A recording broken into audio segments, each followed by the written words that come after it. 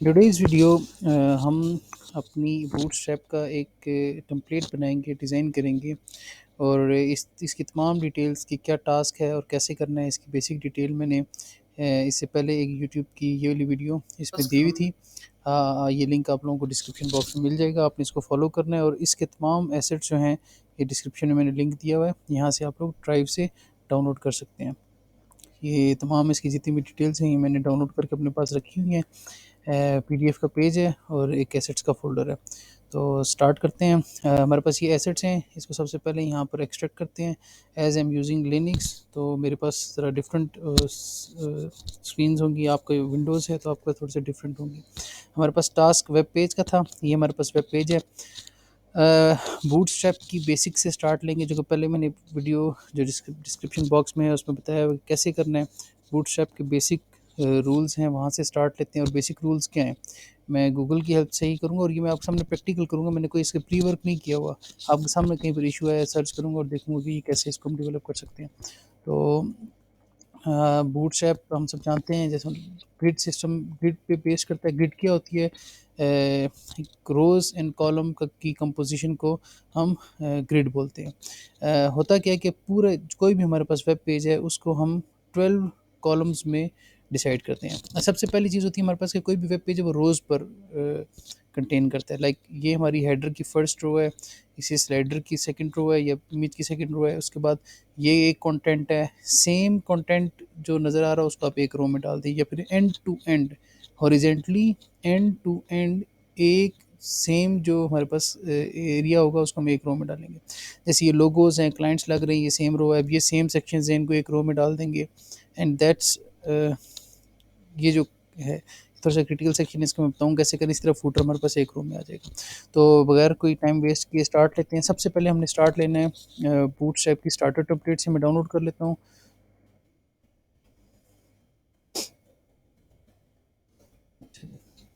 कोई इतनी मैं लंबी चौड़ी उसमें नहीं जा रहा। सिंपल मैंने क्या करना है, एक स्टार्टर टेम्पलेट ये है, ये यहाँ से कॉपी की है, ठीक है। और यहाँ पर अपने पास एक वेब पेज में बना लेता हूँ और इसमें मैं अपनी एक पेस्ट कर दी। इस वेब पेज को, वो फ़ोल्डर जिस पे मैं काम कर रहा हूँ, मेरे इस केस में वो डेस्कटॉप में, एमडीएफ में, वीक 2 में, फर्स्ट टास्क में है, तो मैं इसका नाम रखता हूँ index, sorry, index dot H T M L. Okay fine. So इसको सिंपल मैं अभी रन कर लेता हूँ कि देखता हूँ स्टार्टर कंप्लीट भी रन हुई है कि नहीं। देखिए ये मेरे पास हेलो वर्ल्ड का प्रोग्राम रन हो गया। अब मैंने देखना है, सबसे पहले मैंने अपनी रोज़ बनानी है। अभी हम बनाएंगे कैसे, 12 कॉलम में डिवाइड करते हैं। बेसिकली मैं रिवाइज कर लेता हूँ कि जितनी भी रोज़ होंगी हमारे पास, वो रोज़ किसी न किसी कॉलम में आएंगी। अब जैसे मुझे लग रहा है कि हमारा हाफ जो है, ये हमारा हाफ है, तो हाफ से थोड़ा सा ज़्यादा एरिया मेन्यू ने कवर किया हुआ ये। तो मुझे लग रहा है ऑलमोस्ट, अगर मैं इसको 40% ये, 60% ये एरिया और 40% ये लेफ़्ट वाला एरिया, तो मैं 40% लेफ़्ट वाले एरिया डिफ़ाइन करूँगा। 40% को अगर मैं 12 पे करूँ, टोटल मेरे पास 12 कॉलम्स है। लाइक एक कॉलम, दूसरा कॉलम, तीसरा, चौथा, मतलब कि total end to end 12 column मिलकर हमारे पास एक हॉरिजॉन्टल रो बनाएँगे। तो मैं कहता हूँ कि मेरे पास 8 कॉलम्स की जो है ये मेन्यू है और 4 कॉलम्स की जो है ये मेरे पास ये वाला एरिया है। तो अगर मैं इन सबको कंक्लूड करूँ तो एक मैं डिवीज़न बनाऊँगा जिसको मैं 4 कॉलम्स दूँगा और इसमें लोगो रख लूँगा, और एक मैं डिवीज़न बनाऊँगा जिसको मैं 8 कॉलम्स दूँगा, जो 8 कॉलम्स पर मुश्तमिल होगी, और वो हमारे पास राइट साइड की मेन्यू होगी।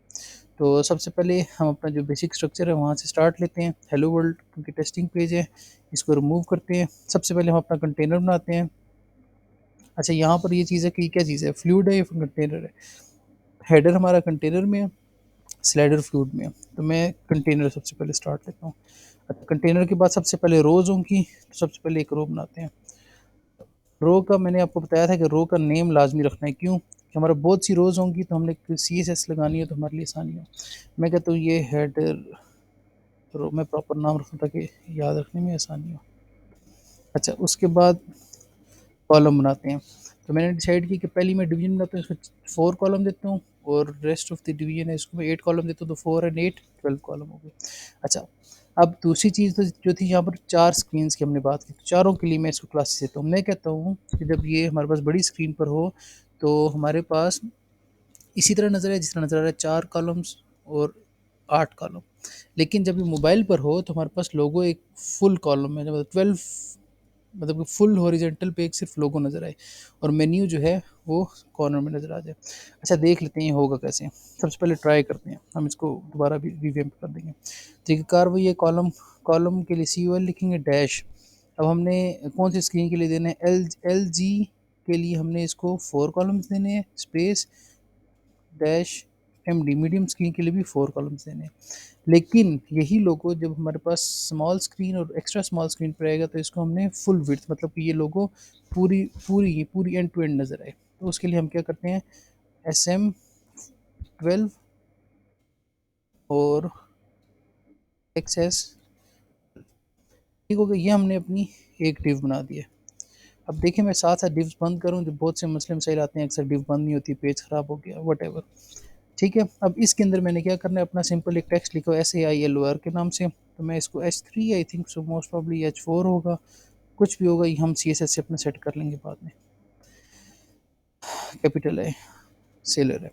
अच्छा उसके बाद जो मेरे पास नेक्स्ट डिवीजन है उसको उसका मेरे पास 4 नहीं है, बल्कि मैंने ऊपरली कॉपी पेस्ट की है, 8 है और नीचे भी 12 है। तो अगर मैं ओवरऑल इनका एनालिसिस करूं तो मैंने एक रो बनाई है, ये है मेरे पास रो, ठीक है। अगर इसको देखना चाहता हूँ कहाँ एंड हो रही है तो इस रो के डिव पे क्लिक करूँगा तो ये अंडरलाइन किया तो इसकी एंडिंग खुद ही अंडरलाइन हो जाएगी। अच्छा ये एक रो है, इस रो के अंदर मेरे पास 2 डिव्स हैं। पहली डिव बड़ी स्क्रीन के लिए मतलब कि लार्ज स्क्रीन और मीडियम स्क्रीन के लिए 4 कॉलम्स पर है और छोटी स्क्रीन के लिए 12 कॉलम पर है। और इसी तरह नीचे वाली डिव जो है वो 8 कॉलम पर है, बड़ी स्क्रीन के लिए 8 और 8 और छोटी स्क्रीन के लिए 12 कॉलम। तो मैंने हर स्क्रीन के लिए 12 कॉलम पूरे करने। तो मैं अभी आपको बताता हूँ कैसे। जैसे LG के लिए एक रो के अंदर, इस रो के अंदर LG के लिए 4 कॉलम पहली डिव ले रही है तो 8 दूसरी, 4 और 8 12। इसी तरह MD के लिए भी पहली 4 ले रही है, दूसरी 8 ले रही है। अच्छा थर्ड पहली 12 है, दैट्स फाइन स्मॉल स्क्रीन के लिए। अच्छा नीचे वाली 12 है तो 12 मतलब पूरे पूरे कॉलम बन रहे हैं हमारे पास, पूरी रो कंप्लीट हो रही है। इसी तरह लास्ट के लिए। अच्छा अब मेरे मेरे पास थोड़ा सा डिफरेंस ये है कि मेरे पास जो नीचे है, जो कॉलम 8 है, इसमें मेरे पास ये मेन्यू पड़ी है। अच्छा इस मेन्यू का थोड़ा सा टेक्निकल पार्ट ये है कि ये मेन्यू हमारे पास रिस्पॉन्सिव होती है। मोबाइल पर ये मेन्यू इसी तरह बटन नहीं नज़र आते क्योंकि स्पेस कम होती है। तो 3 डॉट्स होते हैं, उन पर क्लिक करते हैं तो एक पॉपअप के अंदर हमारे पास मेन्यूज़ आती हैं। कैसे आती हैं, हम गूगल करते हैं बूटस्ट्रैप नेविगेशन या मेन्यू कर लें, एक ही बात है, एक ही लिंक आपको आसान है, ठीक है। मैंने सिंपल कोई इतना लंबा चौड़ा काम नहीं करना, ये उसने एग्जांपल दी हुई है, मैंने इसको यहाँ से कॉपी कर लेना है और अपने कॉल MD8 के अंदर ये मैंने फेंक के इसको इंडेंट कर दिया ताकि ये प्रॉपर आ जाए, ठीक है। रन करेंगे उसके बाद हम इसकी सेटिंग करते हैं। फाइल है, ये मैंने रन किया, देखिए जी ये मेरे पास लोगो आ गया और ये मेरे पास मेन्यू आ गया। अच्छा सबसे पहले साथ साथ उसकी रिस्पॉन्सिवनेस चेक करना है।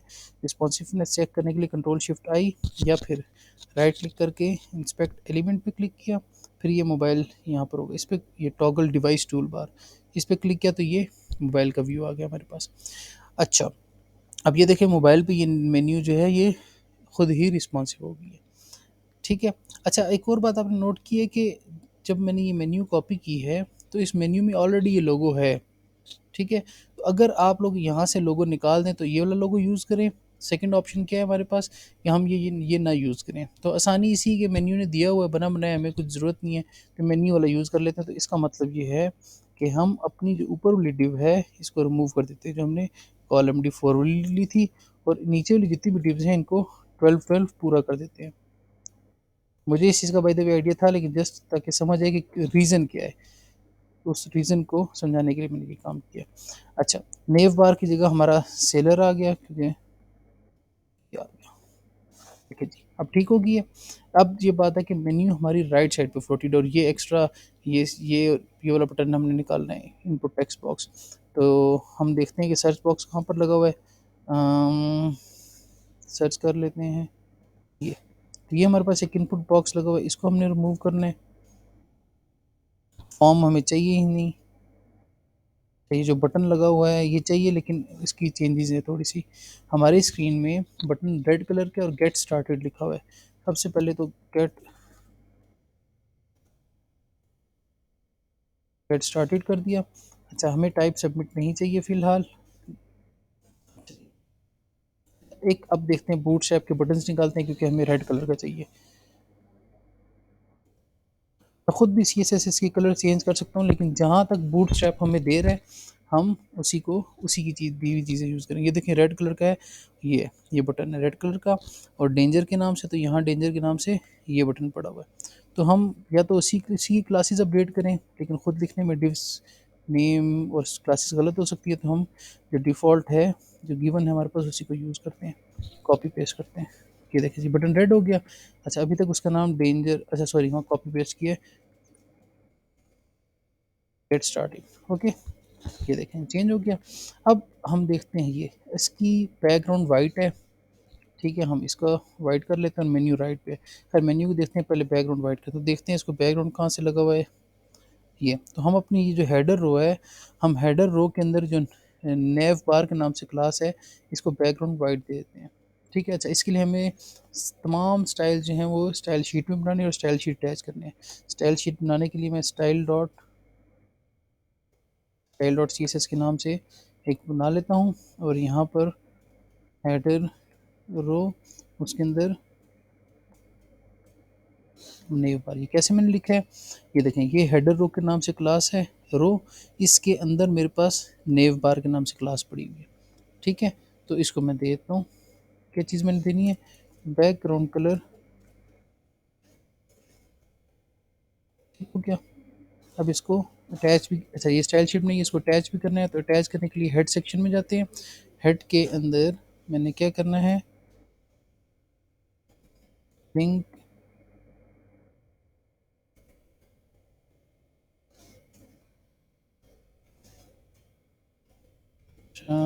ऐसे ही होता है आई थिंक सो, बल्कि हम गूगल से कॉपी करते हैं कि गलत ना हो।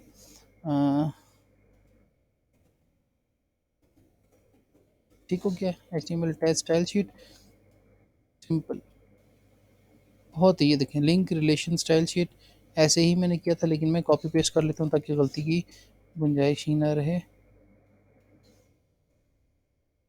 और यहाँ पर अपनी स्टाइल का नाम मैंने क्या रखा है, मैंने ये style.css, ठीक है। तो अब रन करते हैं पेज को दोबारा। अच्छा नहीं हुआ चेंज, अच्छा क्यों नहीं हुआ, हम इसको इंस्पेक्ट करके देख लेते हैं कि हमने जो स्टाइल लगाया वो लगा है कि ये नहीं लगा। पहले चेक करते हैं हमारी स्टाइल शीट आई है कि नहीं। ये हमारी स्टाइल शीट आ गई है, ठीक है। मैंने कंट्रोल यू किया है, तो ब्राउज़र ने कोड दिखा दिया है, और इस कोड के ऊपर स्टाइल में मैंने क्लिक किया तो स्टाइल शीट आ गई है। अच्छा, अब इसको देखते हैं कि ये हमारी हेडर रो थी, और इसके अंदर नेव के नाम से है, ये नेव बार है। तो इस नेव बार को, ये अब देखें इस पर लाइन लगी हुई है, इसका मतलब है ये बैकग्राउंड कहीं और से ले रहा है, ठीक है। तो हमने कहीं और से नहीं लेने देना, बल्कि ये देना है। तो इसके लिए हमारे पास क्लास जो भी CSS है उसके आगे एक्सक्लेमेटरी साइन एंड इम्पोर्टेंट, ये जब हम लिख देंगे तो फिर वो हमारी वाली CSS उठाएगा, बल्कि एक्सटर्नल नहीं उठाएगा। देखें इसने ये ख़त्म कर दिया। अच्छा, अब देख लेते हैं कि मेन्यू को राइट कैसे करते हैं। तो मेन्यू की ये पेरेंट ही उठा लीजिए, नेव बार डैश नेव के नाम से, ठीक है। तो इसको अगर हम देख लेते हैं कि एग्जिस्टिंग कौन सा स्टाइल लग, क्योंकि ये बूट स्ट्रैप से उठाई है तो ऑलरेडी उसकी क्लासेस पे लगी हुई हैं। अगर हम इसको, दो चीज़ ऑप्शन है, फ्लोट राइट करके देखते हैं, नहीं चल, सॉरी नहीं चल रहा। अच्छा, हम टेक्स्ट लाइन राइट करें तब भी नहीं चल रहा। अच्छा इसकी और, अच्छा मज़ीद पेरेंट साइड पे जाना पड़ेगा इसके। ये हमारे पास एक सेक्शन हो गया, ये सेकंड सेक्शन है। तो सेकंड सेक्शन को मैं क्या करता हूँ, सिंपल, नहीं चल रहा, नहीं नहीं चल रहा। अब इसके चाइल्ड में आते हैं, बारी बारी डिबग करते हैं, देखते हैं कहाँ पर है ये फ्लोट।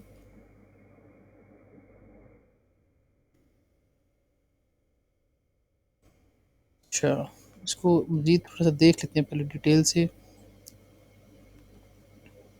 नेव बार होगी है, इसके अंदर LI है।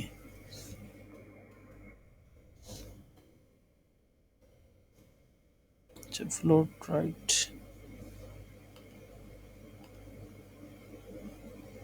इसको थोड़ा सा हमें कोई भी चीज़ है, कोई भी इशू आएगा तो उसको हमें डिबग करना पड़ेगा। मेरे ख्याल से फ्लोट राइट से इसको जाना चाहिए, लेकिन नहीं ले रहा। फ्लोट लेफ्ट करते हैं, तब भी नहीं ले रहा। मैं ट्राई के लिए देता हूँ इसको क्लासेस, बट नहीं। इसका मतलब इसके अंदर आते हैं, अंदर वाले को फ्लोट राइट करते हैं, या फिर text align right, align item, नहीं। तो यहाँ पर ये अब हमारे पास इशू आ गया। इसको अब मज़ीद डिटेल से देख लेते हैं। ए नहीं, ए को भी नहीं ले रहा। एल आई को दे के देखते हैं,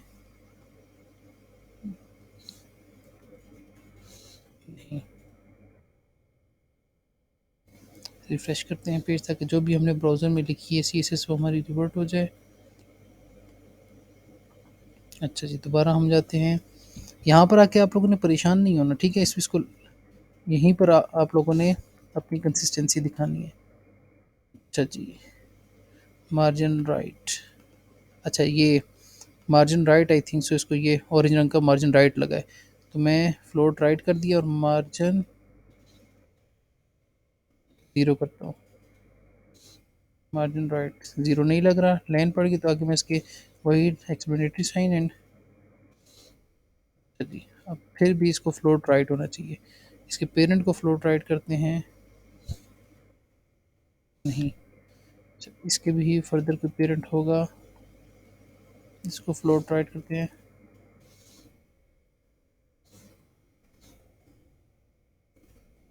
अभी हम टेस्ट कर रहे हैं इसको, ये ब्राउज़र में जो भी मैं लिख रहा हूँ ये सब रिवर्ट हो जाएगा। अच्छा नहीं, अब देख लेते हैं, दोबारा से रिफ्रेश करते हैं ताकि सारी CSS दोबारा रिवर्ट हो जाए। अच्छा जी, हमारे पास एक तरफ ये ए है और उसका बटन है।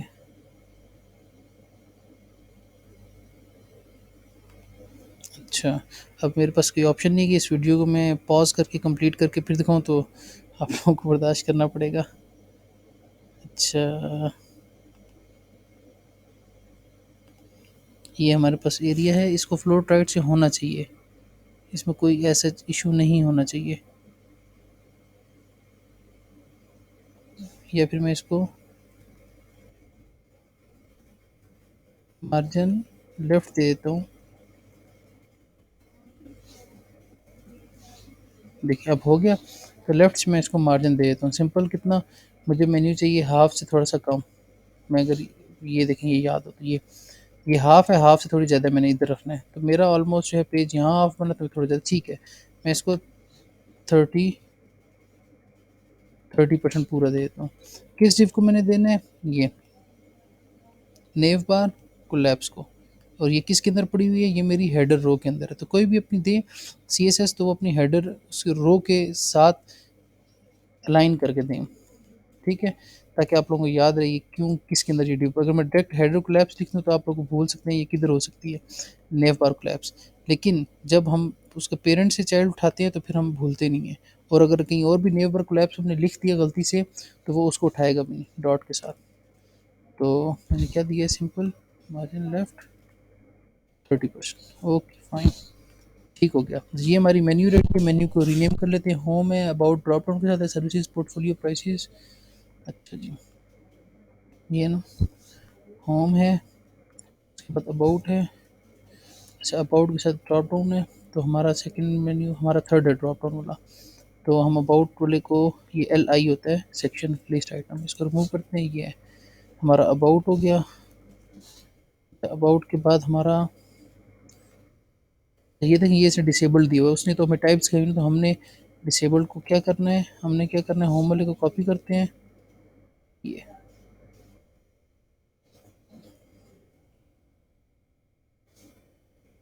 ये होम है, तो होम है, अबाउट है, services, portfolio, pricing, services.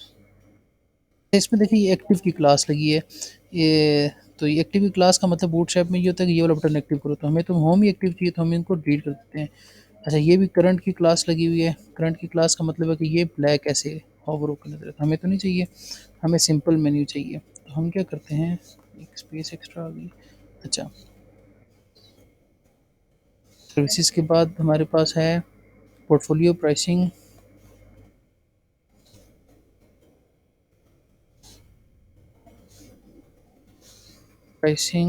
And then हमारे पास blog and then contact. Blog,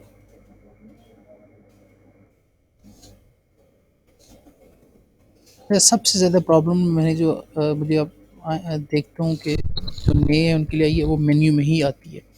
तो इसको इतना ज़्यादा आप लोगों ने मुश्किल नहीं बनाना बल्कि ईज़ी ईज़ी लेके चीज़ों को चलना है। अच्छा, यहाँ फ़ॉन्ट साइज़ छोटा है तो मैं भी फ़ॉन्ट साइज़ अपना छोटा कर देता हूँ। तो मैंने सिंपल वही करना है अपनी हेडर रो के अंदर। मेरी जो हेडर रो है,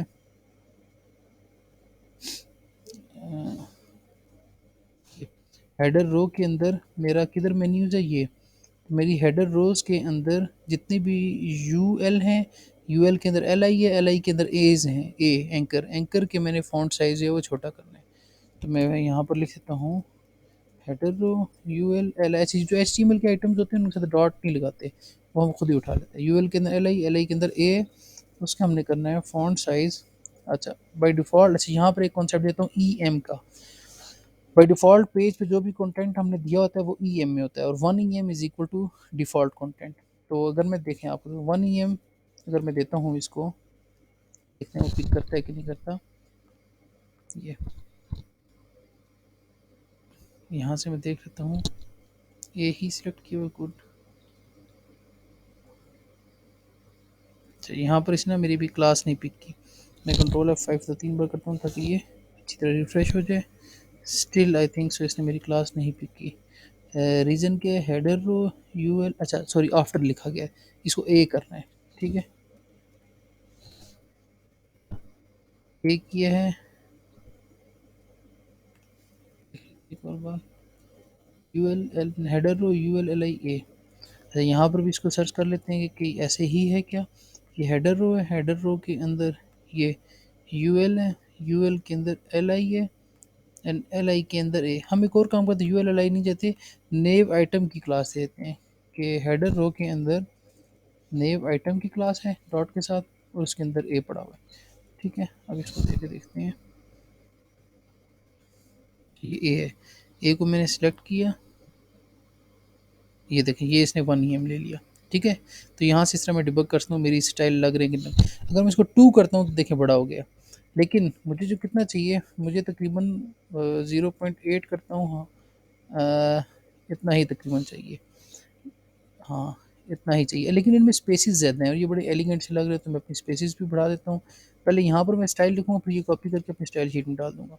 तो मैं इसको कर देता हूँ पैडिंग।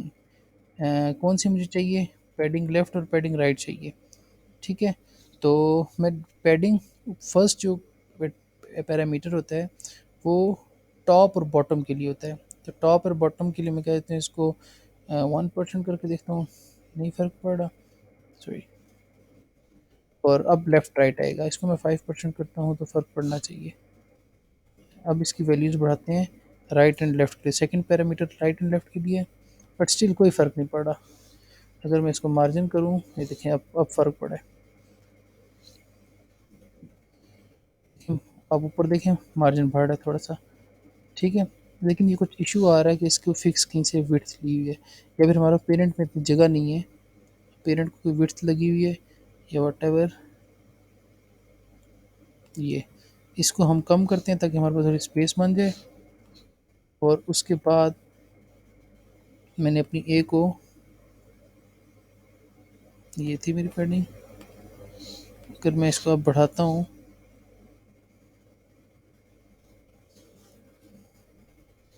पैडिंग हावर करके, नहीं फ़र्क पड़ा। ठीक है, सबसे पहले मैं फ़ॉन्ट साइज़ देता हूँ, देन मैं देखता हूँ कि आगे किस तरह से मेरे पास जाएंगे। पुराना वाला फ़ॉन्ट साइज़ कॉपी किया है ये। अच्छा, ये हो गया।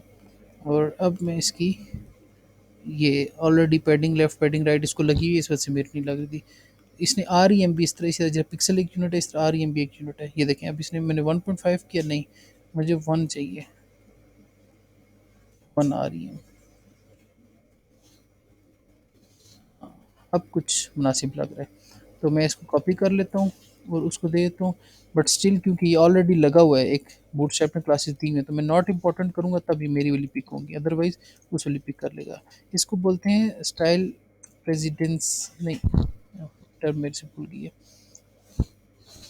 तो ये हो गया। अब ये देखें, ये हमारे पास ड्रॉप डाउन आ रही है, ये गेट स्टार्टेड का बटन आ गया, रिस्पॉन्सिवनेस साथ साथ चेक कर लिए, देखें जी रिस्पॉन्सिवनेस आ गई, राइट लेफ्ट पे लोगो, राइट पे ये मेन्यू आ गई। ठीक है, ठीक हो गया। I think so. Everything is okay. So now it's time to move ahead. Our next section is that slider section, and first of all, the slider section is fluid, not container, but container fluid. So we have to end our container div.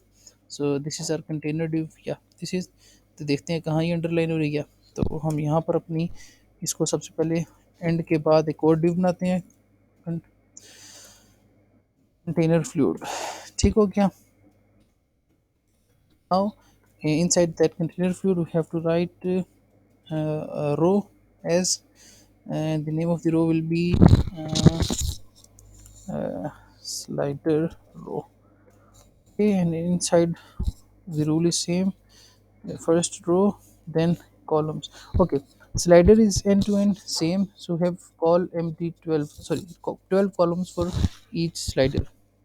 This is not actually slider, this is fixed image, so you have to put the same image, but we can use slider from bootstrap too.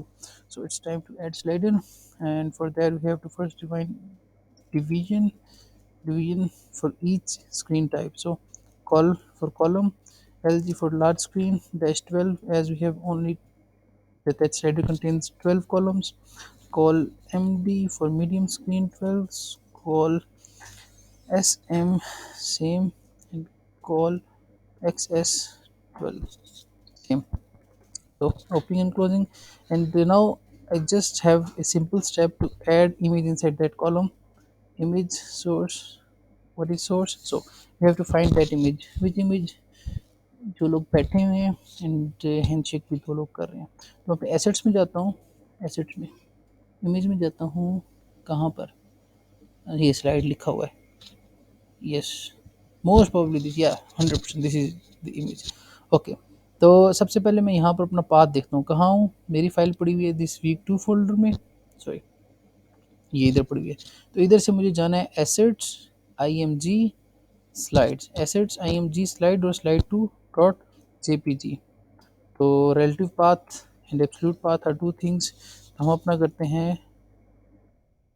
Assets img slide, ऐसे ही है। एक और चीज़ है, यहाँ पर हम image को class देते हैं रिस्पॉन्सिव के लिए, ताकि वो छोटी स्क्रीन पर बड़ी इमेज ना नजर आए। So for that we have to copy that class from Google,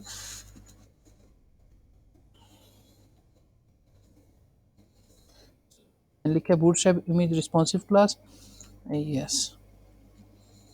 W3 school is very easy to understand, so I recommend this। Image rounded, image circle नहीं चाहिए, सर जस्ट इमेज रिस्पॉन्सिव चाहिए। ये कुछ कह रहा है कि रिस्पॉन्सिव इमेजेस, ठीक है ना। तो ये इसने इमेज रिस्पॉन्सिव की क्लास ऐड की है, तो you have to do the same.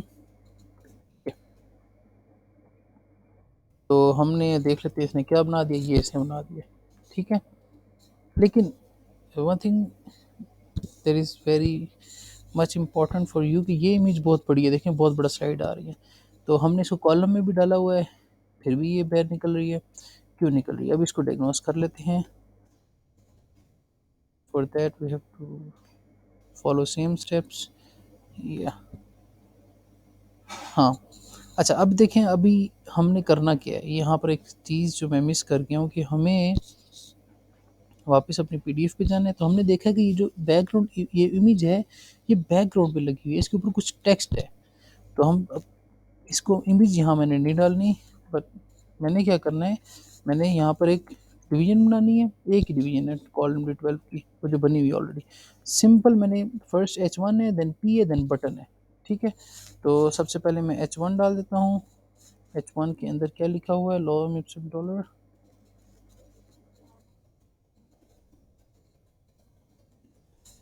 Okay. And एक मुझे पैराग्राफ चाहिए, sorry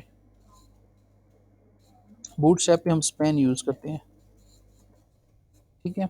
and inside span I need some dummy text, I have to use lorem ipsum service. ये सर्विस आपको डमी टेक्स्ट देती है। नाउ या मैं कोई भी I have to copy this one, paste there, yes. ये मेरे पास हो गया एक डमी पैराग्राफ। ऑल दो कुछ साइज में चेंज होती है कि मुझे बटन चाहिए, तो मैं बूटस्ट्रैप बटन्स में जाता हूँ और यहाँ यही बटन उठा लेता हूँ। रेड कलर का चाहिए, most probably yes. And the text should be read more. Okay, read more. Okay, and the main thing is that inside that row we have we should have that image as background image. तो मैं क्या करता हूँ, slider रो में जाता हूँ और इसके अंदर बैकग्राउंड इमेज यूआरएल कोड्स में मेरे पास था एसेट्स का फोल्डर। एसेट्स के अंदर मेरे पास IMG slide and sorry image का नाम दोबारा कॉपी कर लेते हैं, या दिस वन। ये so it should run now. ये now one thing we have to that is very important here कि हमारे पास ये एक सेंटर लाइन नहीं है, तो हम बूट स्ट्रैप की टेक्स्ट सेंटर लाइन की कॉपी कर लेते हैं। सेंटर लाइन की कौन सी क्लास, मैं अपनी भी लिख सकता हूँ, लेकिन अगर मेरे पास एक अवेलेबल है तो क्यों ना मैं वो यूज़ करूँ बजाय इसके कि अपनी लिखने के।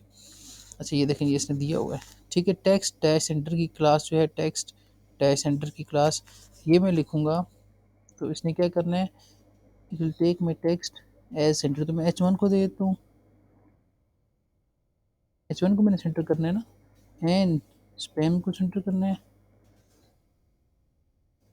And will see that button क्या रिएक्ट करता है। ये हो गया। अच्छा पैराग्राफ, एक और ऐसा एक बात इंपॉर्टेंट है कि पैराग्राफ थोड़ी सी स्पेस देखिए इसकी 100% हमने इसको थोड़ा सा करना है। इसके लिए मार्जिन की क्लासेस हैं बूटस्ट्रैप की, तो हम वो कॉपी कर लेते हैं। मुझे आती है, मैं आप लोगों को दिखाने के लिए कर रहा हूँ। मैं खुद सब कुछ गूगल से करूँ, मुझे यही समझने कुछ नहीं आता। हम लेफ्ट और राइट से इसको मार्जिन देना है, ये स्पेसिंग, ठीक है। तो स्पेसिंग के लिए ये बता रहा है कि margin M for margin, P for padding, and left के लिए L, राइट के लिए R। तो ये आप लोग बनाएंगे क्लासेस, इसको थोड़ा सा पढ़ लेना। थोड़ा सा मुझे पता है, इस वजह से मैं इसको जल्दी से करूँगा, लेकिन आप लोगों ने इसको पढ़ लेनी है। तो ओवरऑल आई थिंक सो मैंने लिखना है M dash T dash number के कितने मैंने मार्जिन देना है। तो मैं इसको कर लेता हूँ, P वाले पैराग्राफ को M मार्जिन मुझे लेफ़्ट चाहिए, राइट चाहिए, मुझे margin left and right both चाहिए। तो लेफ़्ट एंड राइट बोथ के लिए एक और चीज़ यहाँ यूज़ होती है, एक्स और वाई एक्सिस। तो वाई पे नहीं, मुझे एम एक्स पे चाहिए, ठीक है। एम एक्स पे मुझे चाहिए मार्जिन, एम एक्स पे मुझे कितना मार्जिन चाहिए, लेट्स सपोज मैं 5 करता हूँ फॉर एग्जांपल। मुझे भूल गए, देख लेते हैं क्या इसने किया है। अच्छा जी, हमारा क्या किया है इसने, पी किधर, ये स्पैम है।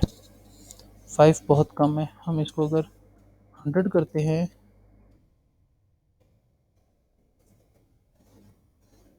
नहीं, अगर इसको 12 करते हैं, नहीं, 8 करते हैं, पढ़ना नहीं चाह रहा, टाइम लग जाएगा इस पे। Horizontally centering M X auto, ठीक है, एम एक्स ऑटो कर देंगे, उससे ये हॉरिजेंटली सेंटर कर देगा।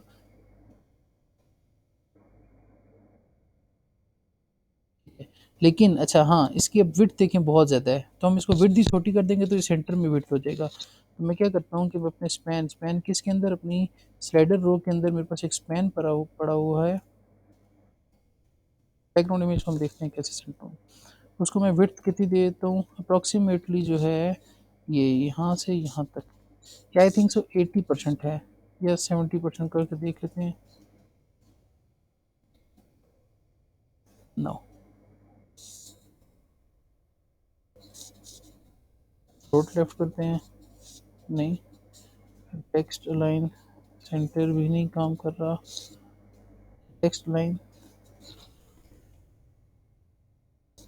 सेंटर ऑलरेडी ये नीचे लगा हुआ है जो हमने क्लास किया है। अच्छा, अब देखते हैं इसका इशू क्या है। रो स्पैन के अंदर एक स्पैन है जिसकी हमने विड्थ भी दे दी है, बट विड्थ नहीं पिक हो रही। हाँ, अच्छा जी, मार्जिन को हम दोबारा देख लेते हैं, स्पेसिंग कैसे देते हैं। W3 schools comparatively easy, yes. Floats हो गया, रिस्पॉन्सिव फ्लोट्स एग्जांपल, लाइन हो गया, विड्थ ये W25 तो हमारी W75, ये क्लास दे के देखते हैं।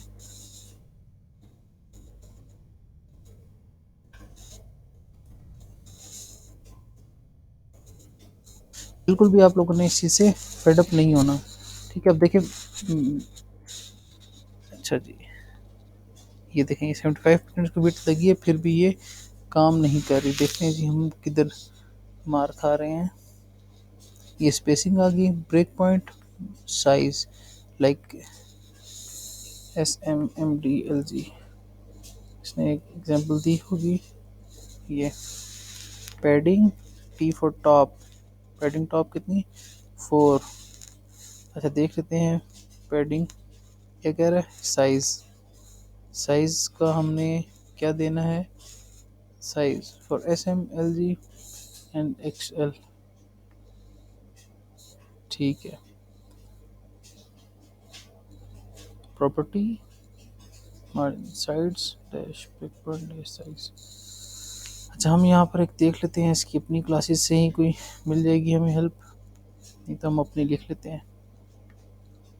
पैडिंग 4 फ्रॉम ऑल साइड देख लेते हैं। जब हम कोई नहीं पैरामीटर डिफाइन करते तो फिर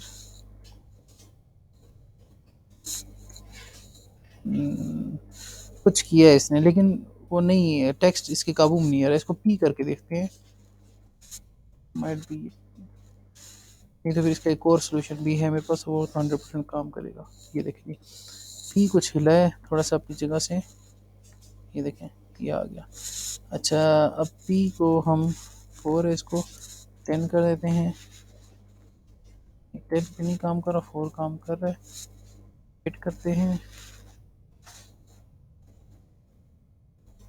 नहीं, नाराज लग रहा है आज। मार्जिन एक्स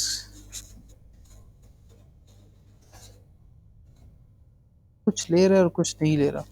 अच्छा, लीव दैट, हम एक काम करते हैं कि क्योंकि बैकग्राउंड इमेज रो में है तो अंदर हम कॉलम डालते हैं। इसकी 12 कॉलम इसके लिए डालते हैं, 12 कॉलम इसके लिए और 12 कॉलम इसके लिए। इसलिए इस इन मुश्किल चीज़ों में नहीं पड़े। तो हमारा जो फर्स्ट हेडर है इसको इसी में रहने देते हैं, अपनी कॉलम की 12 बंद करते हैं। इसी तरह हम दोबारा इसको कॉपी करके पी को भी इसमें डाल देते हैं, फिर एंड कर देते हैं। सॉरी, देखते हैं क्या बन रहा है। कॉलम की 12 है। अच्छा, अब हम क्या करते हैं कि इसको 12 नहीं करते, क्यों, क्योंकि हमें स्पेसिंग भी देनी है। तो हम इसको 8 कर देते हैं, 8 कर देते हैं, 8 कर देते हैं, 8 कर देते हैं, ठीक है। और स्पेसिस दे देते हैं हम इसको, margin from left and right x. तो 4 बच गया, 8 8 8 हो गया, 4 बच गया तो 2 देंगे, तो 2 left and 2 right 4। I think so it should work. ठीक, इसने वर्क तो किया है लेकिन थोड़ा सा गलत रुख में किया है इसने वर्क। देख लेते हैं क्यों इसने गलत किया है। ये क्या, ये इसने 8 ही उठाया है। अब रेस्ट ऑफ 2 किधर होगा, इसने नहीं लिया। तो हम एक काम करते हैं कि नीचे वाली डिव को भी जब कॉल MD12 में डालेंगे,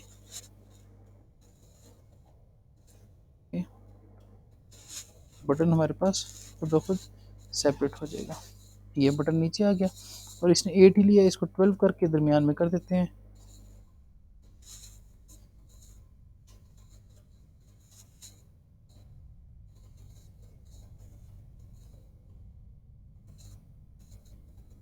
देखते हैं क्लास खत्म करके। अच्छा, वापस वैसा ही हो गया है। अब इसको हम ई को टेक्स्ट सेंटर है और विड्थ 4 करके, आज भी बिल्कुल भी काबू में नहीं आ रहा। इसको पहले ब्राउज़र में डायरेक्ट रन करते हैं। इसको यहाँ पैडिंग देता हूँ 5%। ये अच्छा, ये डायरेक्ट उठा रहा है मेरी पैडिंग, ठीक है। और इसको विड्थ देता हूँ 75%। जी बिल्कुल। Text line centre. अच्छा, टेक्स्ट लाइन सेंटर नहीं लिया, अच्छा नीचे लगा हुआ है ऑलरेडी। अच्छा, विड्थ 75%। अब देखिए एक तरफ लेफ्ट पे हुआ हुआ है, तो जो ऑरेंज कलर का आ रहा है ये यहाँ इस जगह पर, इसका मतलब इसने कोई मार्जिन उठाया हुआ है। तो मैं मार्जिन, ये मार्जिन जीरो ऑटो का मतलब होता है कि फर्स्ट पैरामीटर होता है टॉप, तो टॉप पे जीरो कर दो और लेफ्ट टू राइट ऑटो कर दो, तो ये सेंटर हो गया। इसका कलर वाइट कर देता हूँ, ठीक है। हमारे पास यहाँ भी वाइट ही है, ठीक है। अब ये सी एस एस अप्रॉक्सीमेटली मेरी कुछ बेहतर बन गई है, ठीक है। तो इसको उठा के मैं इस पी को लगा देता हूँ। देखिए जब बूटस्ट्रैप से काम नहीं चला तो मेरे पास कस्टम तो है ही है। स्लाइडर रो के अंदर आई थिंक सो पी है, पी को मैं ये दे देता हूँ, ठीक हो गया। अब इसको भी मैं सेंटर कर देता हूँ, बटन को, सॉरी ये नीचे वाली, अच्छा ये टेक्स्ट में काम मेरा बहुत ज़्यादा लिखा हुआ, उनका काम है टेक्स्ट सेंटर। इसको इस क्लास को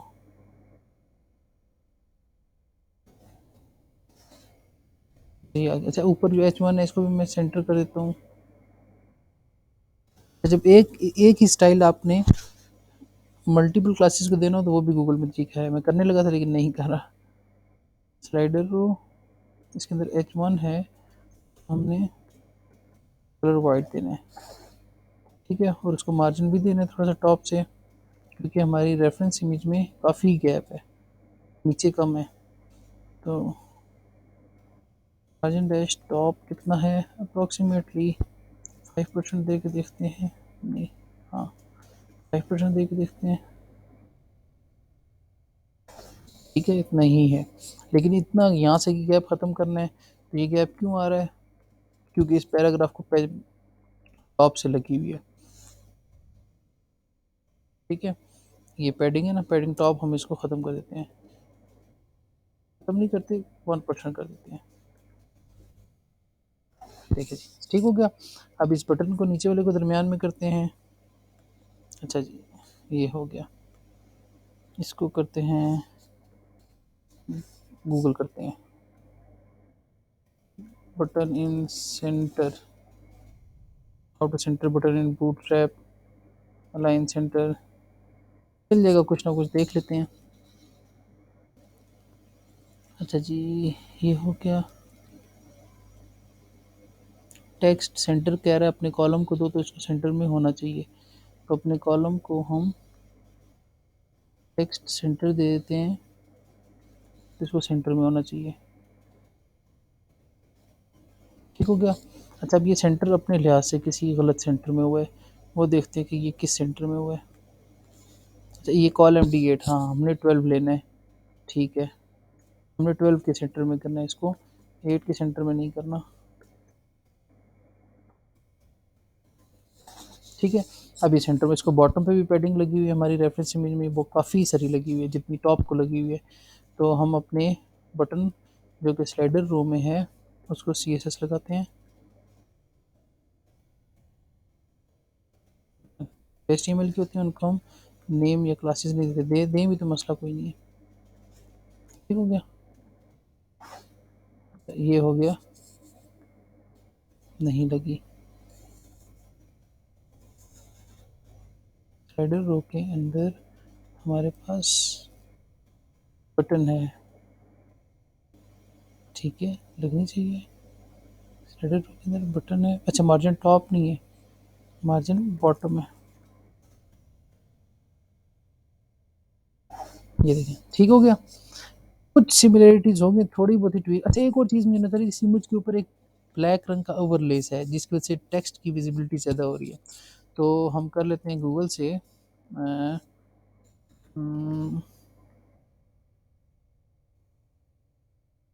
black overlay on background image, ये देखिए आ गया।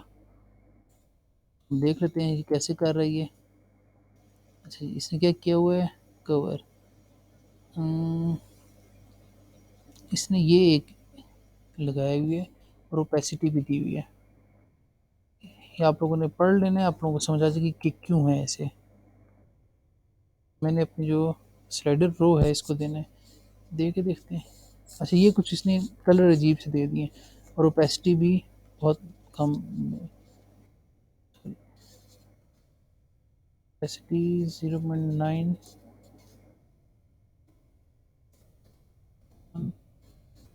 ये पूरा ओवरले लगा रहा है लेकिन मेरे बैकग्राउंड इमेज को छुपा रहा है। ठीक है, ओपेसिटी ये होता है कि विजिबिलिटी कितनी करनी है आपने, तो इसका मतलब ये क्लासेस मेरे केस में काम नहीं कर रही। मैं और भी देखता हूँ। अच्छा ये बैकग्राउंड इमेज भी लगी हुई है, ये हेडर वन को, और बैकग्राउंड साइज कवर, ये इसने कुछ बैकग्राउंड कलर लगाया हुआ है, तो अप्लाई करते हैं। और ये क्लास मेरी नहीं लगी हुई, उसने लगाई हुई है।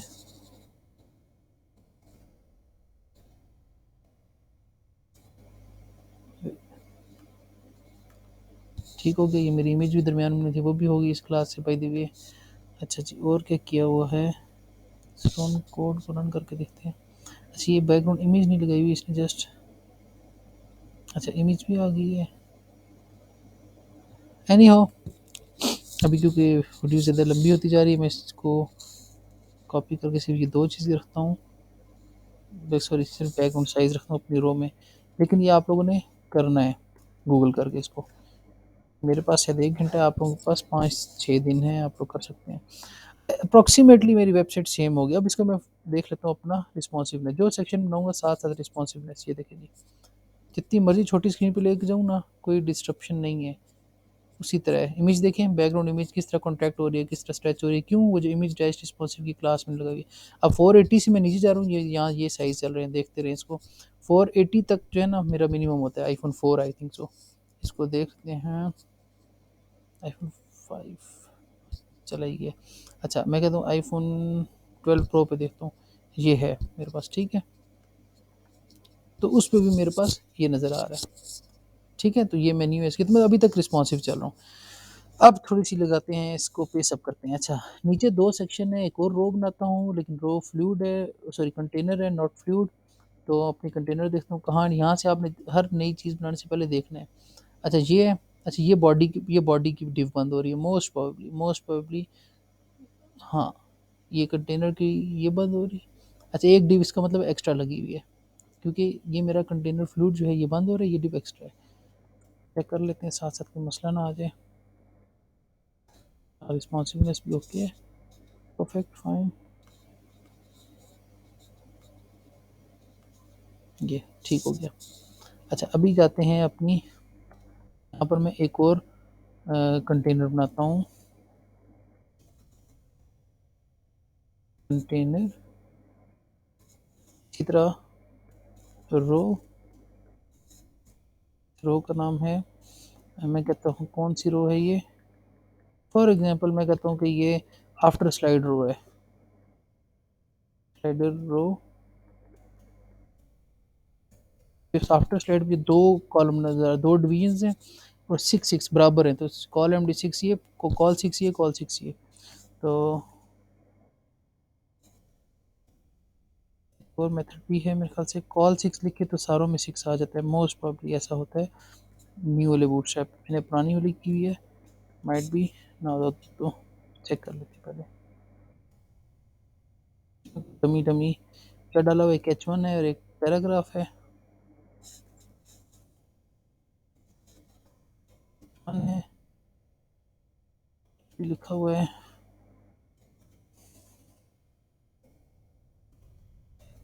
बॉक्स में लिख देता हूँ, उसके बाद पैराग्राफ है, पैराग्राफ हम कॉपी करते हैं अपने लॉम इप्सम,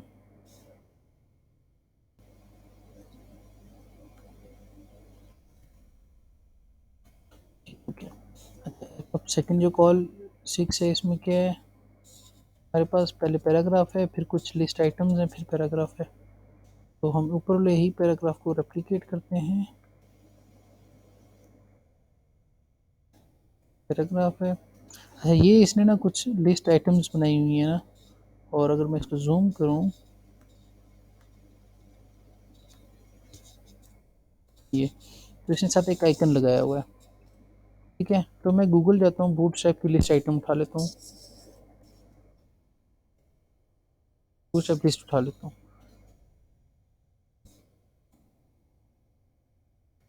नहीं, ये वाली भी नहीं चाहिए मुझे, ये भी नहीं चाहिए, ये भी नहीं चाहिए, मुझे सिंपल चाहिए कुछ, ये सिंपल लेकिन अंडरलाइन ख़त्म करना पड़ेगा। मैं कोशिश करता हूँ कम से कम लिखूँ, जितना ज़्यादा है मेरे पास बना बनाया आ जाए चीज़ें वो डाल दूँ। मैं लिखता हूँ बूट स्ट्रैप, ये विद आइकन्स आ गए। अच्छा जी,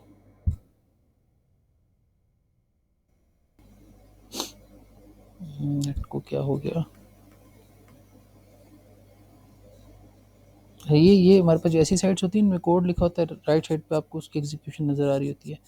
अच्छा, हमारे पास ये सारी हैं, हमें सिंपल चाहिए, इससे भी ज़्यादा सिंपल चाहिए।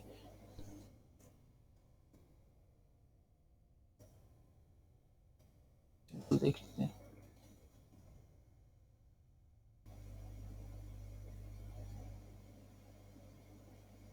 अच्छा जी, अच्छी अच्छी तो मिल रही हैं लेकिन हमें ये बिल्कुल सिंपल चाहिए। ऐसा करते हैं, एक उठा लेते हैं, लेट्स सी क्या होता है।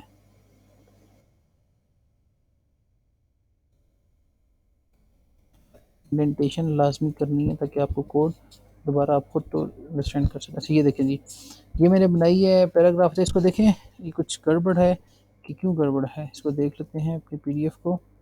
ये देखिए ऊपर इसको मार्जिन और मार्जिन बॉटम लगा हुआ है। तो मैं क्या करता हूँ कि अपनी स्लाइडर रो को मार्जिन टॉप और मार्जिन बॉटम दे देता हूँ। आफ्टर स्लाइडर रो को मार्जिन टॉप देता हूँ, कितना करता हूँ, 5% देता हूँ, and same for margin bottom. Okay,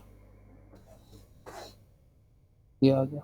ठीक है, अब लिस्ट आइटम मैंने सेट करनी है, ये क्यों ऐसी आ रही है, ये मेरी ये लिस्ट आइटम। अच्छा, मैं क्लास ही निकाल देता हूँ, ग्रुप करते ही।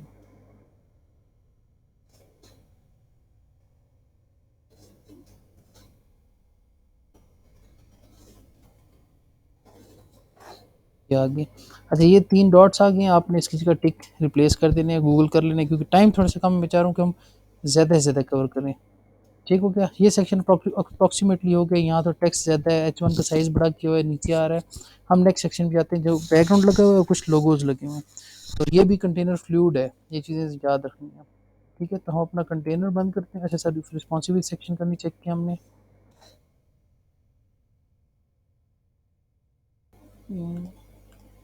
ठीक हो गया, ये मेरे पास रिस्पॉन्सिव ही आ रहा है, लेकिन ये कंटेनर ठीक है।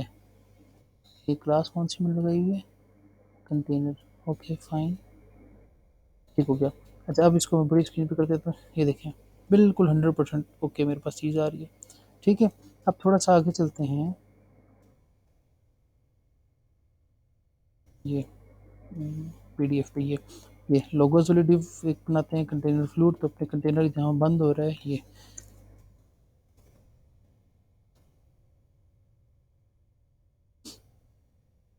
कंटेनर फ्लूट बनाना है और इसको खोला है तो बंद भी करना है। Now you should start from row, and the row name should be something like logos row के अंदर। अच्छा, 1 2 3 4 5 6, तो 6 डिवीजन्स बनानी है, तो टोटल 12 कॉलम्स होते हैं, तो 2 2 की 6 डिवीजन्स बनेगी। ओके जी। अच्छा, वन थिंग कि मैं चाहता हूँ कि मोबाइल स्क्रीन पर एक लोगो एक एक एक पूरी स्क्रीन पे शो हो। तो मोबाइल स्क्रीन पे मैं 12 कॉलम्स में एक लोगो करता हूँ, और बड़ी स्क्रीन पे इसी तरह करता हूँ जिस तरह लगा हुआ है। एल जी पे 12 और एम डी पे 12, but for small screen I want it to be, sorry, L G पे 2 था, 12 नहीं था, 2 था, 2 था, but for small screen it should be 12, and for extra small screen it should be 12. Yeah. Color same, so I have to copy this. 1 2 3 4 5 6. So there are 6 logos, so I made 6 divisions.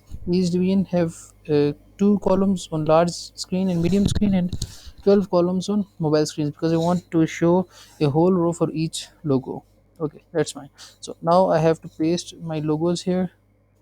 For that, I think so I have to finalize one row, then copy paste, so that I don't need to write image tag again and again. Image class image responsive कर लेते हैं. That's fine. Okay, and source should be okay. अब हम देख लेते हैं कि हमारे एसेट्स में आई थिंक सो क्लाइंट्स, ये क्लाइंट्स पड़े हैं. क्लाइंट 1 PNG 2 3 4 वट एवर, यही है, ये यही है एग्जैक्टली. ओके, ये हो गया, ठीक हो गया. अब इसको हम कॉपी करते हैं. 2 3 4 5 6. Okay, and I think so names are, yeah, in a sequence 1 2 3 4.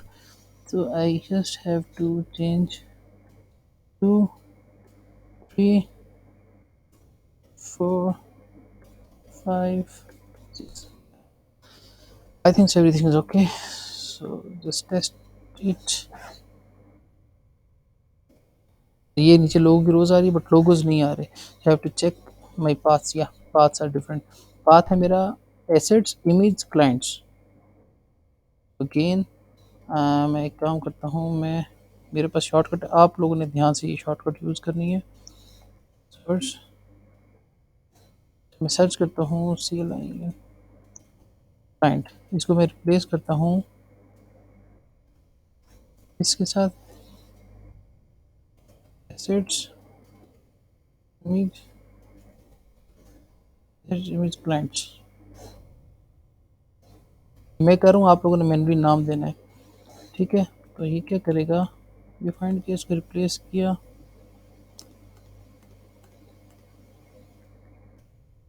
मैं सिर्फ इमेजेस के पाथ सेट किए, ये मेरे पास लोगोज आ गए. नाउ द क्वेश्चन इज के वहाँ पर लोगो अपनी अपनी विड्थ में पड़े हुए हैं, छोटे छोटे पड़े हुए हैं. तो मैं इसको विड्थ अपनी देता हूँ. इमेज के टैग को चेक करता हूँ, 100% पे अभी भी बड़ा है. मैं इसको 50% या 50% में मुझे कुछ ठीक लगे. तो what I need to do, copy that logos row, and inside that logo row there is an image, and an image should have dot logo rows. An image should have width of 50%. Okay, fine. It have. Now we need to cross check that why it is not picking our image tag. Logos row, oh sorry, background image लिखा हुआ है, image. Okay, that's fine. Yeah, perfectly fine. But again, on each div, logo should be on center. So text line, no, that is not working. ऐसे करते हैं ये. तो हम अपनी कॉलम्स की जो क्लासेस हैं उनको क्या करते हैं, उनके साथ टेक्स्ट डैश सेंटर की भी थोड़ी देर पहले हमने पढ़ी थी, तो वो क्लास ऐड कर देते हैं. Text dash centre most probably यही थी, कहाँ पर हमने यूज़ की थी, ये टेक्स्ट डैश सेंटर यही है, ठीक है.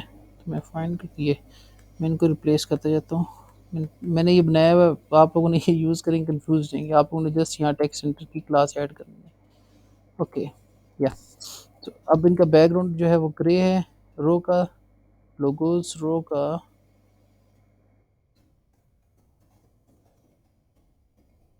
बैकग्राउंड कलर लाइट ग्रे है.